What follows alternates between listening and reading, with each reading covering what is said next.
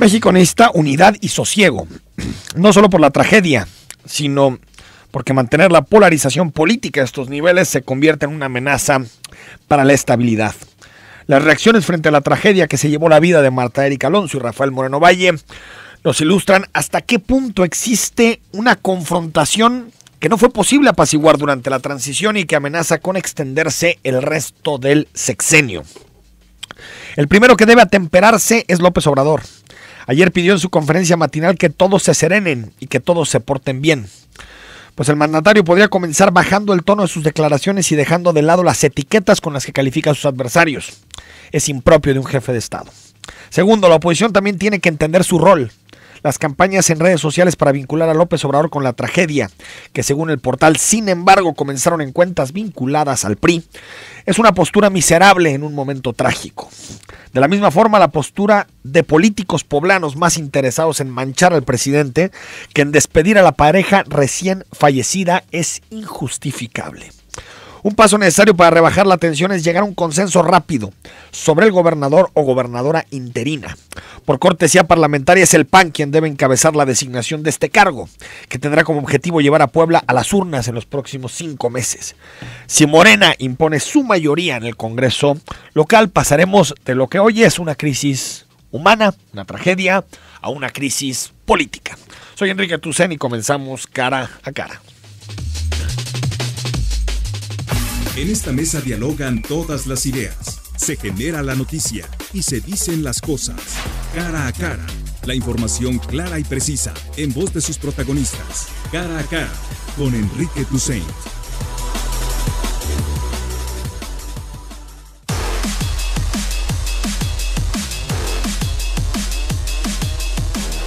Pues es muy buena tomar esas precauciones, ¿verdad? Pero la verdad yo ni había oído que había contingencia. Sí, cómo no, desgraciadamente hubo muchas fogatas, yo vi muchas fogatas por muchos lados. Y pues quema de fuegos pirotécnicos, ¿verdad? Entonces pues debemos tomar conciencia de no hacer eso. 9 de la mañana con 7 minutos, recuerda que el WhatsApp está abierto y a tu disposición, 33 18 80 76 41. Más adelante hablamos sobre el presupuesto de egresos de la Federación que se aprobó el 24 de diciembre, muy tempranito. Y también mesa de debate, cómo ha reaccionado López Obrador ante su primera crisis después de lo que sucedió en la tarde del 24 de diciembre, la muerte de Marta Erika Alonso, gobernadora de Puebla, y del senador Rafael Moreno Valle. Pero empezamos hablando de contingencia, de calidad del aire. Te hemos estado informando estos últimos días. Mala calidad del aire en la zona metropolitana de Guadalajara. En particular tuvimos un pico crítico el 25 de diciembre. Y en la línea telefónica tengo a Sergio Graf, que es titular de la Secretaría de Medio Ambiente y Desarrollo Territorial. Secretario, ¿cómo estás? Bien, gracias Enrique. Gusto en saludarte y a tu auditorio. Secretario, a ver, ¿qué pasó entre el 24 y el 25 de diciembre? ¿Por qué entramos en esta fase crítica en materia de calidad del aire? Ya, en primer lugar tuvimos una condición atmosférica estable, es decir, no había viento, lo que generó una condición pasiva de la atmósfera, y se agudizó por la inversión térmica provocada por el frío. Sí. A partir de eso, el 24 empezaron por la tarde el uso de tarde-noche, el inicio de fogatas, uso de material pirotécnico, y se conjugó con una serie de eventos, por ejemplo, un incendio de una bodega, el incendio de una tienda de ropa, de una casa y de una fábrica de muebles. Y además tuvimos varios sucesos en los municipios del Oriente y en Guadalajara de quemas de terrenos baldíos y áreas, limpieza de terrenos agrícolas, y eso generó que hubiera una acumulación de partículas menores a 10 micras que generaron la condición de la contingencia. Esto se fue agudizando en el transcurso de la noche. A las 5 de la tarde decretamos la contingencia nivel 3 debido a estas condiciones, y eso se fue agudizando en la noche, y en la mañana tuvimos el pico más alto nivel 324 IMECAS en la zona metropolitana, en la estación de Las Pintas. Sí. Y eso pues detonó un impacto en una región más amplia y que se fue agudizando también con una entrada en nivel de contingencia fase 1 de otras 4 estaciones que fueron Miravalle, Tlaquepaque, Loma Dorada y Santa Fe. Y por esa razón decidimos decretar la contingencia ambiental generalizada del área metropolitana, aunque la concentración más fuerte estaba en la zona de Las Pintas. Secretario, en ese mismo sentido, a ver, leí distintas interpretaciones en la prensa. El Informador decía que fue el peor día el 25 de diciembre en 12 años de calidad del aire. NTR decía que en 24 años. ¿Nos puedes clarificar la cifra? Sí, mira, estábamos tratando de ver los históricos, y lo que nosotros habíamos detectado al día de ayer eran los 12 años, sí. Pero me estaban informando que desde que existe el programa de contingencias, pues ha sido el peor evento. En particular Las Pintas, ¿no? Sí, el caso de Las Pintas es la estación que históricamente y siempre cada año presenta las peores condiciones por su ubicación geográfica y sus condiciones orográficas. ¿Qué hacer, secretario, para que no pase lo mismo el 31 de diciembre? Porque también pues, suele ser una noche de celebración, donde hay pirotecnia, donde hay fogatas. ¿Qué hacer tanto la sociedad como el gobierno? A ver, primero la sociedad es hacer un llamado a todos a no usar fuegos artificiales fuera de los eventos autorizados. Es decir, además no exponerse y no exponer a los hijos y a los niños al uso de ese material, porque eso corre riesgo también de impactos y daño a las personas. Entonces, primer punto es la toma de conciencia de todos de no utilizar material pirotécnico que esté fuera de festividades autorizadas para el uso de estos materiales. Segundo, es no utilizar fogatas. Sí. Hay una mala costumbre de cerrar calles y prender fogatas en plena vía pública, pues para festejar. Se entiende que quieren estar fuera, pero en estas circunstancias no solamente ponen en riesgo la salud de toda la población, sino las personas que están utilizando las fogatas en el contacto directo con el humo son las más expuestas. Sí. Ponen a sus niños y a sus personas mayores. Por eso, pues un llamado a toda la población a no utilizar hacer este tipo de práctica y prender fogatas. Y la otra es una prohibición total a la quema de lotes baldíos. De hecho está prohibido, y pues en el caso de propietarios que limpien sus terrenos, sí, baldíos con fuego, pues deberían ser sancionados, ¿no?, por la autoridad municipal. Y es ante los municipios, ¿verdad, secretario? No ante el gobierno del estado. Sí, eso tendría que ser aplicadas las sanciones por los municipios. Y en el caso de quemas agrícolas, en toda el área metropolitana, es muy importante que se haga un comunicado en el marco de la norma 015 de uso del fuego para la agricultura, donde se establece que están obligados los agricultores a informar cuando van a quemar. En este momento hacer un comunicado a través de todas sus delegaciones municipales de la prohibición total de uso del fuego para las quemas agrícolas, ¿no? Y la otra medida que es muy importante, pues es realizar decomiso de pirotecnia no autorizada. ¿Le corresponde al municipio o hay un teléfono, secretario, para denunciar, en particular con la SEMADET? Bueno, nosotros tenemos un teléfono para denuncias de incendios. Sí.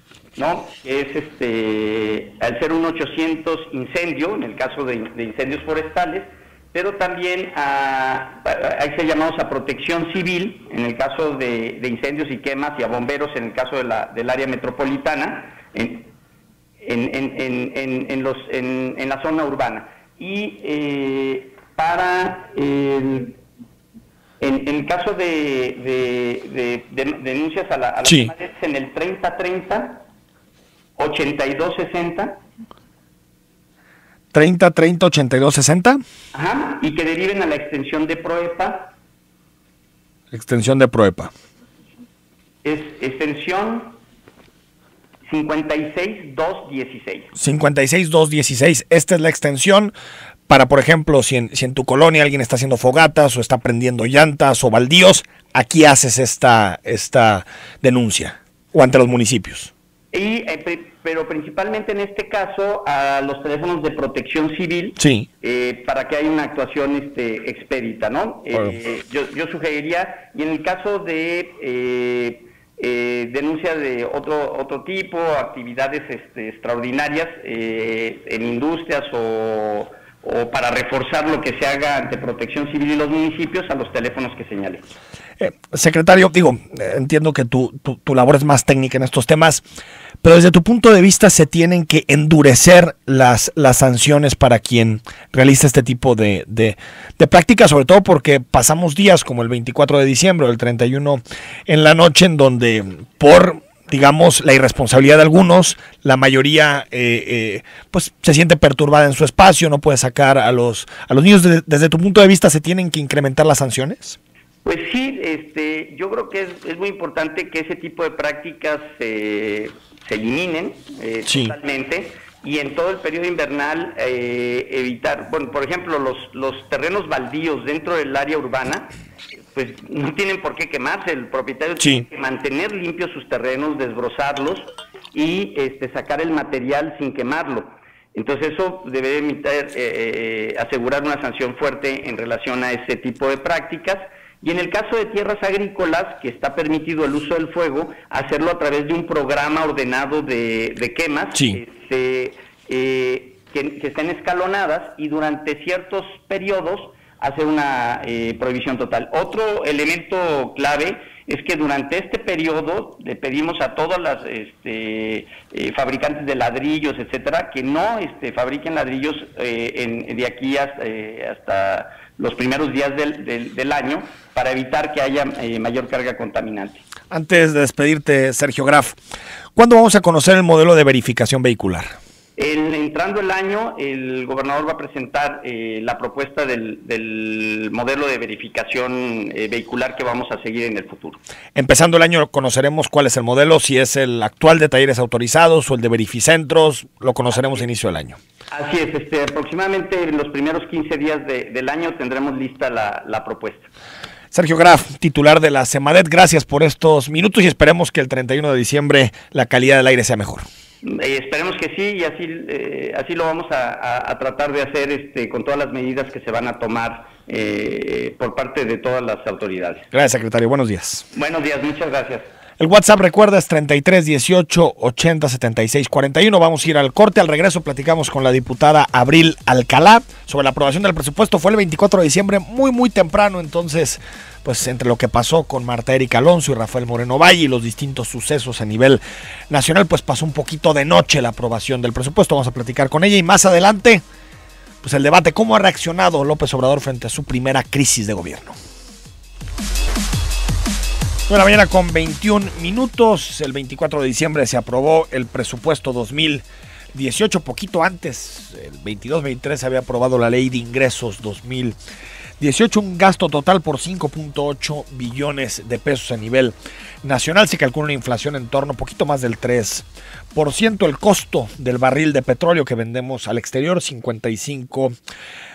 Se asignan recursos a proyectos como por ejemplo el Tren Maya. Las secretarías que tienen mayores incrementos son Energía y la Secretaría del Trabajo, que va a operar este programa de jóvenes construyendo futuro.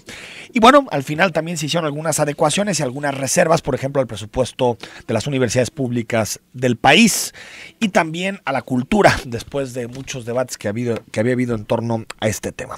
Abril Alcalá es diputada federal del PRD y nos visita esta mañana en Cara a Cara. ¿Cómo estás? Muy bien. Y tú, Enrique, muchísimas gracias por abrirnos el espacio.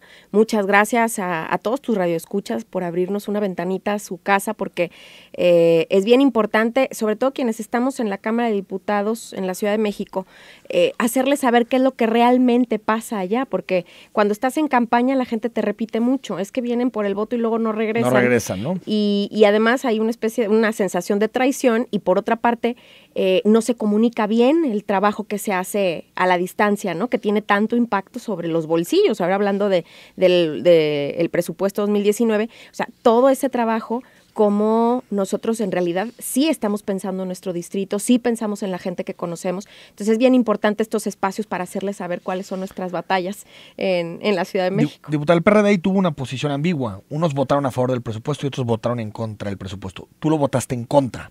¿Por qué? Es correcto. Mira, tuvimos un debate ahí bastante bien argumentado por ambos lados. Lo que pasa es que una gran ventaja del PRD, a diferencia de otros institutos políticos, es que hay libertad plena de votos de conciencia, como se les denomina. Y la intención aquí fue, bueno, si podíamos convencer a quienes estaban a favor o ellos a nosotros, pues adelante, ¿no? O sea, se votaba en bloque. Pero aquí fue bien importante que quienes votábamos en contra no consideramos que estuvo bien hecho el presupuesto por varias razones. Está excesivamente centralizado. Entonces, el recurso obviamente centraliza las decisiones y genera una relación de dependencia, no solamente con los estados y los municipios, sino con los ciudadanos en general, porque hay muchos programas que parecerían asistencialistas. Entonces, esas son de las grandes críticas que hemos hecho quienes votamos en contra, además de que pareciera que nos estuvieron regateando desde el principio a la baja. A mí me tocó estoy como secretaria en las comisiones de educación, de cultura y estoy como integrante de la Comisión de Ciencia y Tecnología. Uh-huh. Y de verdad fue muy molesto ver que en todo empezaban con cifras muy bajas. Estuvimos peleando, convenciendo, saliendo a medios, etcétera, para que se subiera primero algo ínfimo. Es así, ¿no? Siempre el gobierno tira una cantidad para que la negociación... pasó también aquí en Jalisco con el presupuesto que envió Enrique Alfaro. Sí, puede ser, nada más que hay una pequeña gran diferencia. En la Cámara se les indicó a los diputados de la mayoría que no se le movía una coma. Y se le movieron varias comas. Y se le movieron varias y entonces ya fueron grandísimas victorias. Pero estaban al principio con cero voluntad de escuchar, cero argumentación ni a favor ni en contra y simplemente con la indicación clarísima de que no se le movía absolutamente nada. Entonces el trabajo dentro de las comisiones fue también muy difícil, más allá del pleno. En el pleno, pues claro, había una cerrazón absoluta, pero luego en las comisiones de recordarle a los diferentes diputados, bueno, quienes estaban a favor de la cultura, quienes estaban a favor de la educación, que realmente defendieran la causa. ¿Por qué te parece? Creo que en la centralización todos estamos de acuerdo en esa interpretación que haces del presupuesto, porque sí se centralizan muchas partidas. Algunos considerarán que es lo conveniente, otros que tenemos más espíritu federalista, yo lo tengo, creo que no es lo conveniente centralizar muchas de estas partidas. Pero ¿por qué es que es asistencialista? Hay una serie de programas y yo aplaudo, por ejemplo, los programas para adultos mayores. Se me hace importantísimo que, como en todos los países con un cierto nivel de desarrollo, sus adultos mayores ya tienen derecho a descansar. Otra forma más que asistir a través de recursos económicos. Es correcto. A menos de que quieras que todos los adultos mayores trabajen en supermercados. Es correcto. No hay otra forma, ¿no? No, y te parte el corazón cuando los ves en la calle. Pero entonces ahí estás de acuerdo que lo de adultos mayores no es asistencialista. No, yo creo que eso sí es atinado y yo creo que se los veníamos debiendo ya hace varios sexenios. En cuanto a los jóvenes, yo creo que es un rubro que debe estar matizado un poco más con la formación de los jóvenes, de los chicos que están accediendo a la universidad o a la educación media superior. Yo creo que hacerlos nada más dependientes de este recurso y que además no está... su ingreso no estará fortalecido por una exigencia, un rigor académico, porque ahora se intenta quitar los exámenes de admisión, se intenta quitar una serie de mecanismos de evaluación. Entonces da la impresión, valga la rima, da la impresión de que a estos jóvenes se les va a crear una suerte de comodidad con respecto a un ingreso que incluso es mayor a el ingreso al salario mínimo. Estamos hablando... Bueno, igual, con el aumento es igual, ¿no? Pues queda unos 20 pesos de Sí, pero diferencia. es que ya con el aumento llega a 102 por 27, 28 jornadas mensuales, 2,700 pesos más o menos va a quedar el salario mínimo, ¿no? Un poquito más o menos en el mismo nivel, pero digamos, en este programa, diputada, tienes que tener un trabajo, por lo tanto, vas a trabajar por ese recurso, y segundo, o tienes que tener un lugar en una universidad, en una prepa, es decir, digamos, tienes que hacer algo por ese recurso, no es que te regalen el dinero, ¿no? El tema es que mucho de este recurso será destinado a quienes estén en estas nuevas universidades. Y recordemos que estas universidades, pues, ahorita son una muy buena intención, son quienes van a llevar prioridad sobre el resto de los jóvenes. No o sea, se las 100 beca universidades que va a colocar sobre la mesa el secretario de Educación. nueva creación. Entonces, no necesariamente, por eso me refiero, no necesariamente va proporcional a un rigor académico. Entonces, si bien es cierto que teniendo un trabajo, sí se están formando, uno a veces aprende más haciendo las cosas. No, es que uno cosas. piensa, porque creo que el programa tendrá de duración máxima 18 meses, o sea, que un joven puede acceder a ese apoyo 18 meses, pues uno pensaría, si alguien viene a trabajar aquí, que viene de una escuela de comunicación, 18 meses, de alguna forma el gobierno está subsidiando el salario. Claro. En realidad está subsidiando al empresario, está subsidiando a quien genera los puestos de trabajo, pues tiene 18 meses para aprender pues como los aprendices, ¿no? Claro.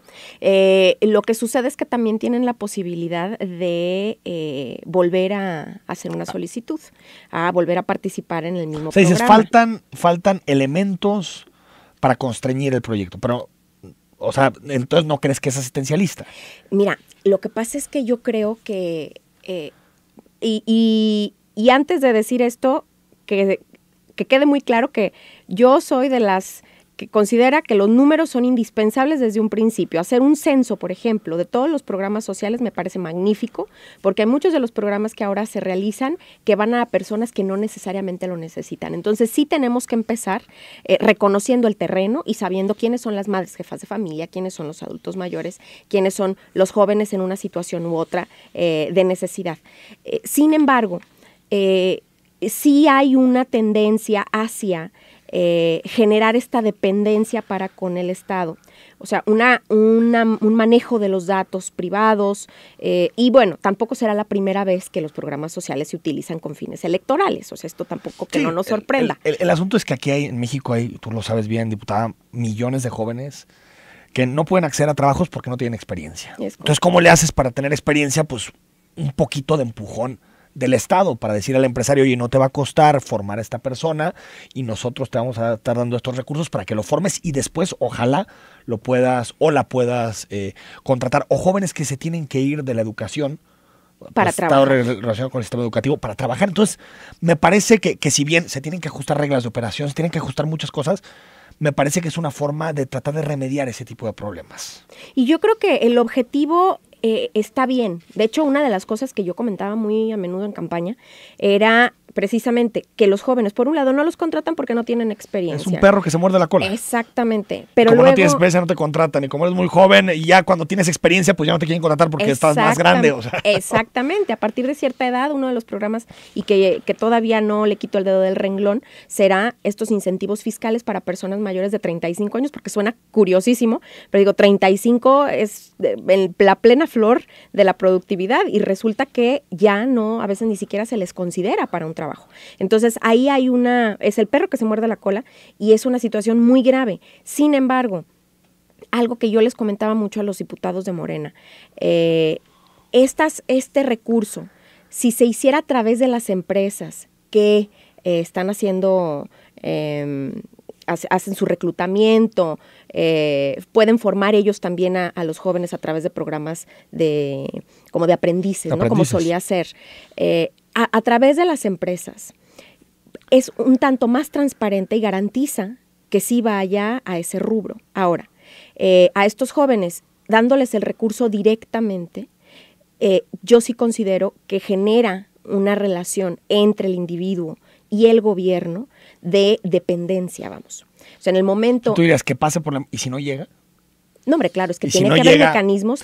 Ahí lo que aseguras, dándoselo directo, por supuesto que hay posibilidad clientelar, coincido contigo, pero aseguras que le llegue el dinero. Es que el problema de los intermediarios es que después, en algunos proyectos como Procampo o lo que sea, no llega la lana. No baja. Ahora, también partamos de la premisa de este gobierno en que se van a desarrollar todo tipo de estrategias y mecanismos para impedir absolutamente la corrupción. Entonces, si es así, entonces sí lo puedes hacer a través de canales oficiales. ¿Qué ha pasado, por ejemplo, con programas de tarjetas, ¿no? De débito o de vales educativos, etcétera, que luego no se utilizan para esos fines?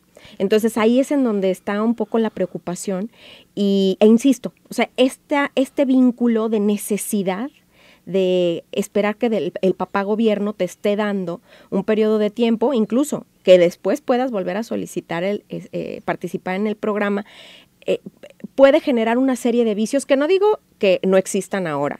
O sea, sinceramente hay una cantidad de huecos y que no se le permite a los chavos desarrollarse. A ver, no hay escenarios perfectos, pero de esto a lo que tenemos en este momento, que son jóvenes que no pueden acceder a la educación, jóvenes que tienen que dejar las aulas porque no tienen dinero para mantener a su familia, jóvenes que no pueden llegar a un puesto de trabajo porque se les exige experiencia y por lo tanto tienen que encontrar otras alternativas que muchas veces no son lícitas. Es correcto. Creo que es de las pocas veces que se está apostando por visibilizar esa realidad que viven muchísimos jóvenes. Vamos al corte, diputada, y si te parece, regresamos para hablar de Jalisco. También Jalisco fue debate a nivel nacional.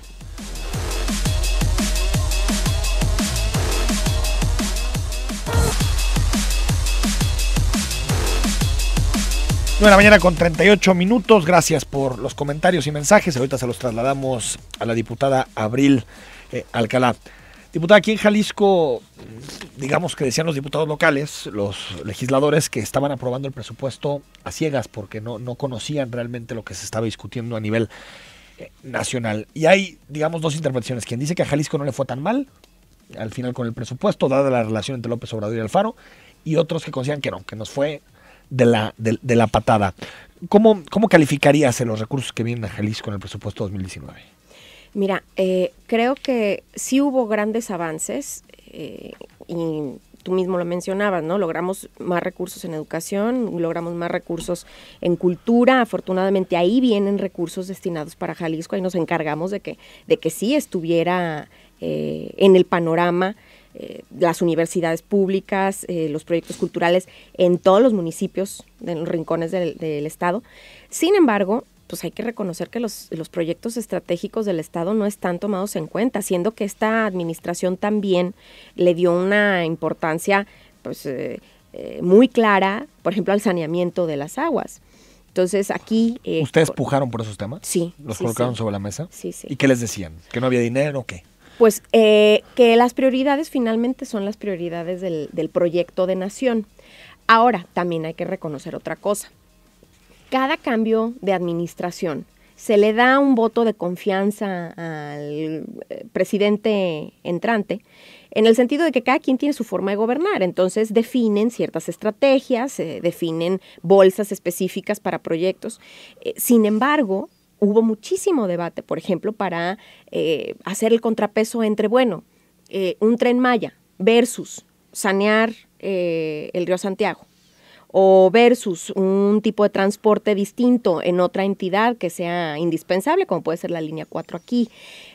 Hubo muchísimo debate, y no solamente en Jalisco, cada estado pues estaba peleando lo que les tocaría, porque pues obviamente se está yendo un recurso bastante importante al Tren Maya y a otros de esta nueva administración. Son 18,000, ¿no? Al Tren Maya. Sí. 6,000 millones. 6,000 millones. Sí.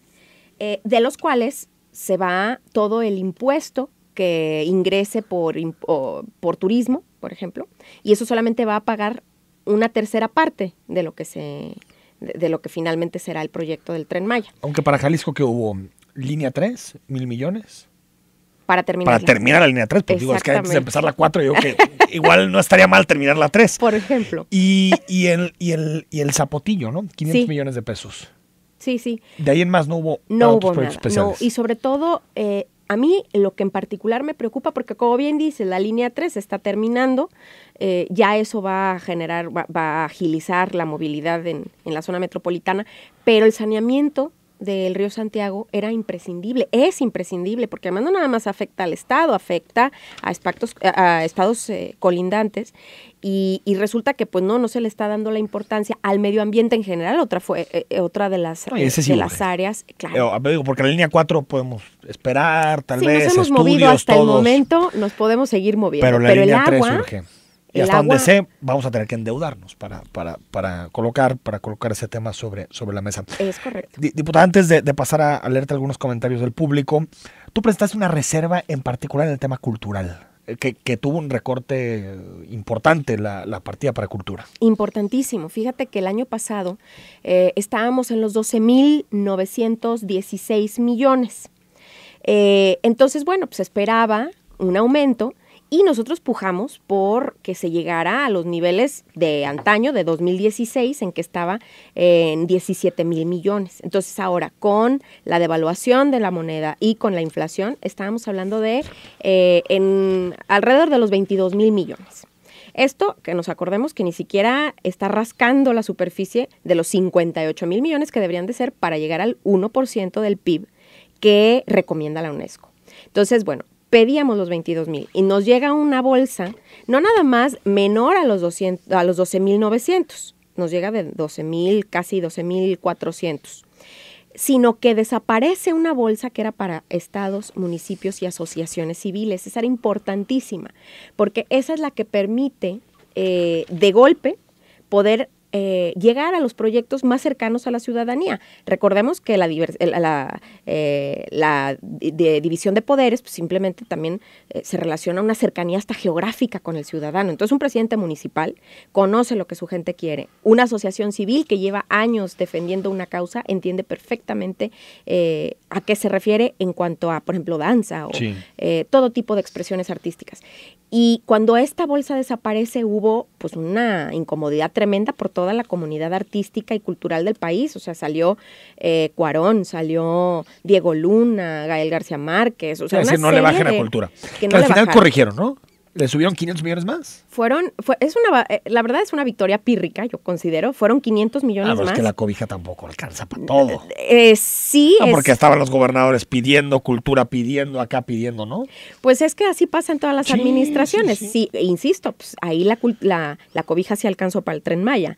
Entonces hubo que descobijar otras áreas que a nivel nacional eran imprescindibles. Entonces, ahora, cultura se ve muy lastimada, aparecen estos 500 millones, nos daba muchísimo gusto, pero luego resultó que esos 500 millones iban a ser una partida dentro de la Secretaría de Cultura a discreción de la Secretaría. Cuando nosotros recibimos en la Cámara de Diputados, se abrió la ventanilla por indicaciones de la Comisión de Presupuesto, nosotros abrimos la ventanilla y recibimos casi 6,000 proyectos. De esos 6,000, obviamente, nosotros hicimos las reglas de operación, nos aseguramos de que no se prestara para moches, que lo íbamos a definir entre los diferentes partidos. Esto nada que ver con que un solo diputado iba a ver por sus proyectos, sino que lo íbamos a ver en colectivo y lo que tuviera mayor impacto social. Y aún así, pues bueno, muchísimos de ellos no iban a cumplir con los requisitos, pero se iba a poder apoyar a los máximos posibles. Nosotros esperábamos una bolsa de mínimo unos 1,500 millones. Más, adicionales de los que había presupuestado Ursúa. Exactamente. Nada más para municipios, estados y asociaciones civiles, eso es bien importante. Diputada, hay muchas preguntas, no me gustaría dejar de darle participación al público antes de despedirte, porque tenemos otro compromiso telefónico, pero nos dice Gustavo Lozano, ¿cómo además de balazos se mitiga la delincuencia tratando de restaurar el tejido social? Decir que es clientelar ya lo convenciste, a que perredistas, con relación al tema de las propuestas de programas sociales, ¿de qué otra manera se puede combatir la delincuencia? Nosotros, una de las cosas que nos queda muy clara es que no nada más tienes que combatir las consecuencias, sino los síntomas, la enfermedad de fondo. Entonces, a la educación le tienes que invertir una muy buena cantidad, porque eso es lo que finalmente forma ciudadanos sólidos, conscientes y que toman buenas decisiones para sí mismos y para su entorno.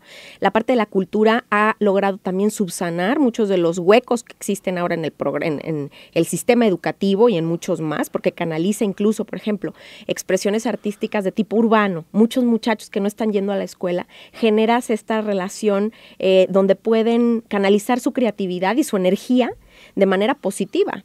Entonces son chavos que una vez que tocan un instrumento ya no tocan un arma. Son chavos que aprenden a actuar, aprenden a bailar. ¿Pero crees que estos programas no tendrían ese impacto? Por ejemplo, los de aprendices, de jóvenes, becas no, por para supuesto, estudiantes. por supuesto que toca una de las áreas, ¿eh? O sea, yo no lo critico y algo así quiero dejar muy claro. Es bien importante que si somos oposición, seamos una oposición responsable. No podemos decir que no, nada más porque sí y nada más porque no lo propuso nuestro partido. Yo siempre he estado en contra esto de las medallitas, de que si lo propuso el otro, entonces, bueno, a mí me gusta la idea, pero no apoyo. Al contrario, nosotros siempre hemos dicho, y yo en lo personal les digo, mis votos ahí están. Yo incluso he votado en contra de mi propia bancada cuando no está en línea con mis convicciones, con lo que yo me comprometí con la ciudadanía.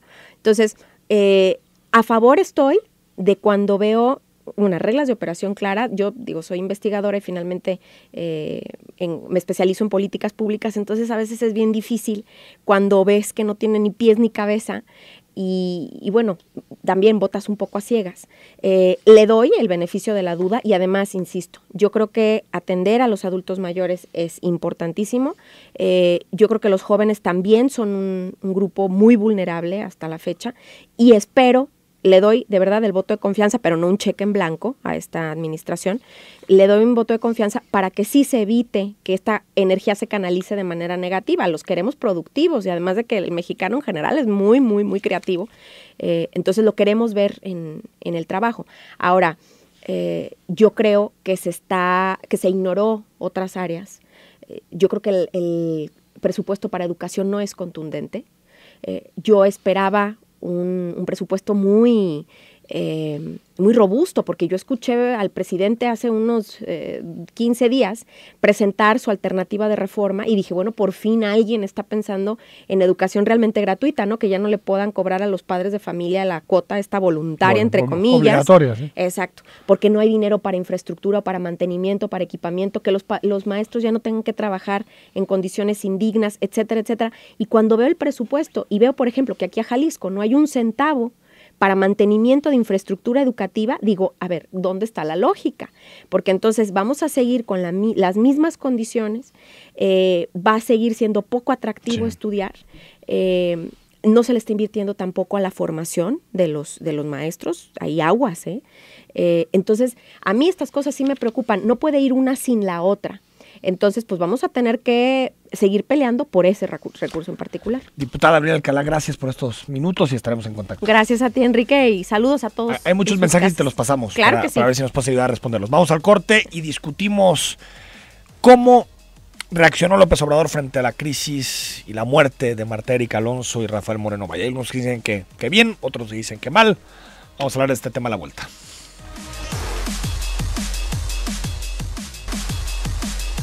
¿Cómo reaccionó AMLO frente a la crisis? Esta crisis que se detonó el 24 de diciembre con la muerte tras el desplome de su helicóptero de Marta Erika Alonso, gobernadora de Puebla, y de su esposo Rafael Moreno Valle. Tengo en la línea telefónica a Gonzalo Sánchez, él es consultor, especialista en comunicación política y algo sabe sobre crisis. Gonzalo, ¿cómo estás?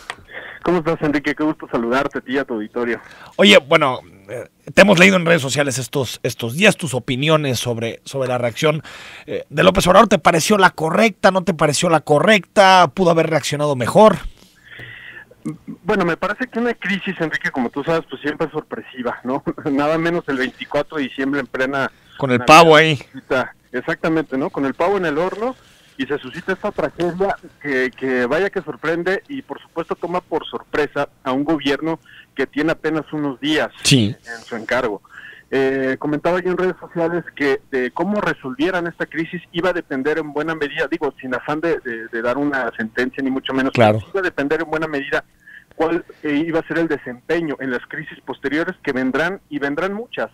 Porque como esta crisis que no dependen del gobierno, porque es un absurdo pensar que pudiera haber algún otro tipo de implicación, me parece que eso ya obedece a la arena más bien política, pero que no controla el gobierno, pero que van a estar ahí latentes. En este en particular, ¿cómo reaccionan? Me parece que un primer punto es el propio presidente de la República en su Twitter anticipándose. Quizá bajo el cálculo de evitar el sospechosismo, tomar el control de la situación. Me parece que hay un error ahí. ¿Por qué? Porque da información en estatus por confirmar. Esto es, me parece que una autoridad de la envergadura del presidente no puede dar información que no esté plenamente confirmada. Tú dices el primer tuit. Así es. Si una autoridad de este nivel va a dar información, tiene que estar absolutamente confirmada, porque es la que genera la primera certeza. Ese es el primer punto. Sí. El segundo punto sería, por anticiparse a este sospechosismo, se genera el efecto contrario. Es decir, se instala, sobre todo en redes sociales que están más que crispadas en estos días, se instala el relato de un posible atentado. Pero aunque no lo hubiera hecho, se hubiera instalado ese relato, ¿no? Es correcto. Lo que sucede es que ese primer tuit, en lugar de desbaratar este relato o de minarlo en principio, lo que hace es abonar. Lo profundiza, lo fortalece. Exactamente, le da razón de ser, digamos. Un tercer punto sería la rueda de prensa posterior, encabezada por el secretario de Seguridad Pública. Y ahí lo que diría es, atendiendo a la premisa de que el medio es el mensaje, sí. ¿Por qué el secretario de Seguridad Pública dando la rueda de prensa, encabezando la rueda de prensa, cuando esto me parece que debió de verse desde la arena técnica? Es decir, ¿qué pasó con el accidente a partir de la Dirección de Aeronáutica Civil, que depende de la SCT? Que después ya empezó a dar entrevistas y declaraciones gente de la SCT. Exactamente. Sí, pero en la primera lo vinculas mucho al tema de violencia. Exactamente, seguridad pública, porque sí. Ni siquiera es una cuestión de investigación, porque en todo caso, si así hubiese sido, hubiera aparecido personal de la Fiscalía General de la República, y no es así, es el secretario de Seguridad Pública. ¿Cuál fue el cálculo? Quizá el cálculo es que el secretario, al tener experiencia en el manejo de medios, sí. Que fue portavoz de Vicente Fox, pudiera atajar esta crisis de mejor manera que cualquier otro funcionario, que la secretaria de Gobernación, por ejemplo, que le tocaba más, o el propio secretario de Comunicación. Aparte, la secretaria de Gobernación era muy político el asunto, ¿no? Exactamente, aunque cabía, porque también tendrían que mandar el mensaje de certidumbre respecto a lo que políticamente iba a pasar en el estado de Puebla. Luego, por otro lado, Enrique, el punto 4 sería, no obstante que ya ha salido personal del SCT, sigue teniendo un perfil bajo, y me parece que tendrían que subir el perfil, porque ahorita el debate tiene que ser absolutamente técnico. ¿Qué pasó con el helicóptero? ¿Cuáles fueron las causas mecánicas o no mecánicas? Y si hubiera otro tipo de implicaciones, bueno, entonces ya sería otra autoridad la que atajaría. Sin embargo, el perfil bajo de la SCT sigue abonando en este relato, repito, absurdo por completo, de un posible atentado. Sobre el tema, Gonzalo, que de la asistencia o no, el 25 de diciembre de Andrés Manuel López Obrador, digamos, la última despedida, el rito fúnebre en torno a Marta Erika y a Rafael Moreno Valle, pues era una decisión muy difícil para el presidente, porque sabía que iba a ser un entorno muy hostil, pero hay quien dice que era mejor afrontar ese tipo de cosas y mandar un mensaje de que estaba al lado de los fallecidos. Era una decisión compleja, ¿no? ¿Sabes cuál es mi punto de vista, Enrique? Que el asunto fue ese primer tuit. Ese primer tuit es el que lo coloca en la posición difícil de tomar esa decisión de asistir o no. Si el presidente de la República no saca ese primer tuit dando cuenta del accidente y en un estatus por confirmar, se lo deja a una segunda autoridad, en este caso la propia Secretaría de Gobernación, entonces quizá no se hubiera generado expectativa respecto a la presencia o la ausencia del presidente en los funerales. Pero es el presidente el que ataja el tema, lo toma, lo hace suyo, y a partir de eso se esperaba que fuera el presidente el que le diera el seguimiento. Porque incluso centraliza el debate sobre el tema, ¿no? Sobre la figura presidencial. Exactamente. Antes de despedirte, Gonzalo, estas declaraciones de AMLO en la rueda matinal de ayer, rueda de prensa, en donde llama neofascistas a algunos de sus adversarios, ¿le ayuda en este momento? Entiendo que el discurso, pues digamos, de colocar las diferencias sobre la mesa lo ha fortalecido en el pasado, pero en este momento ¿le ayuda?